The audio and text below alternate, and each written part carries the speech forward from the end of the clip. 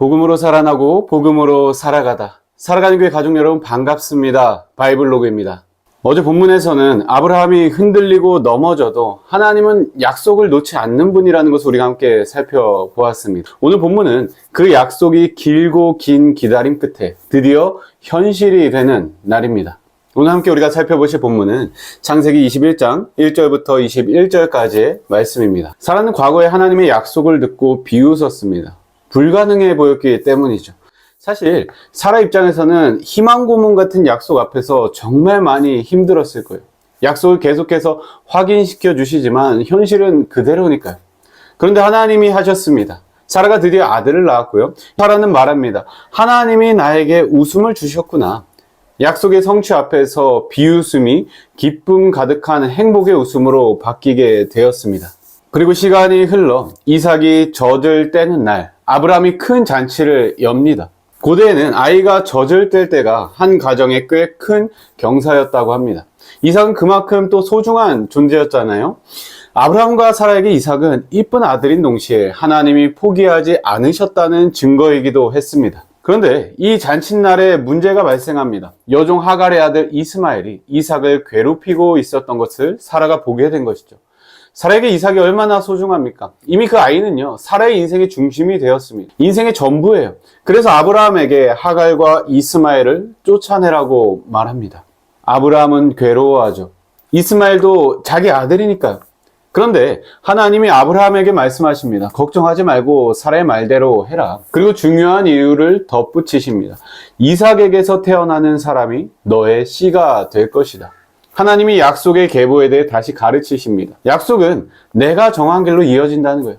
인간의 어떠한 욕망과 계산에 따른 것이 아니라 하나님께서 정하신 그 약속의 길입니다. 그런데 하나님은 여기서 한쪽을 택하시고 다른 쪽을 버리는 그런 하나님이 아니시죠. 이어서 하나님이 분명하게 말씀하십니다. 여종의 아들도 너의 씨니까 그 아들은 그 아들대로 내가 한 민족이 되게 하겠다. 비록 아브라함의 가문에서 여종 하갈과 이스마엘이 쫓겨났지만 하나님은 광야에서 통곡하는 그들을 돌보십니다. 이스마엘 이름의 뜻이 뭐였죠? 하나님이 들으신다. 그래서 17절을 보시면 하나님이 아이의 우는 소리를 들으셨고요. 두려워하지 말라고 말씀하시며 우물을 보게 하셔서 아이를 살리십니다. 그리고 약속대로 그를 크게 하시고 한 민족을 이루게 하시죠. 약속의 계보는 이삭으로 이어지지만 그렇다고 해서 하나님이 이스마엘을 잊으신 게 아닙니다. 모든 열방이 하나님의 돌보심 안에 있습니다. 오늘 말씀을 통해서 우리가 발견할 수 있는 하나님은 어떤 분이십니까? 하나님은 약속을 반드시 이루시는 분이십니다. 아브라함과 사라가 오랫동안 기다리면서 지치고 흔들리기도 하고 비웃기도 했습니다. 그러나 하나님은 결국 약속을 이루십니다. 약속은 하나님의 신실하심에 달려있다는 것을 알 수 있습니다.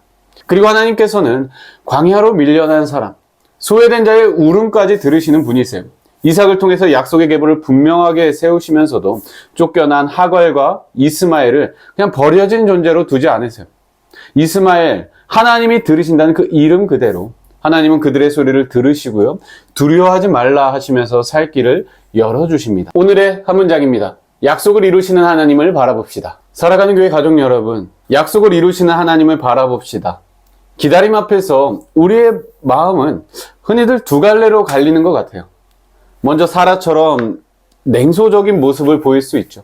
기대했다가 또 무너질까봐. 차라리 마음을 그냥 닫아버릴 수도 있어요. 그래, 하나님이 하시지. 그런데 내 현실은 그대로잖아. 이런 마음이 들면서 하나님이 나와 함께 하신다는 것이 때론 먼 이야기 같고 희망 고문처럼 느껴질 수 있습니다.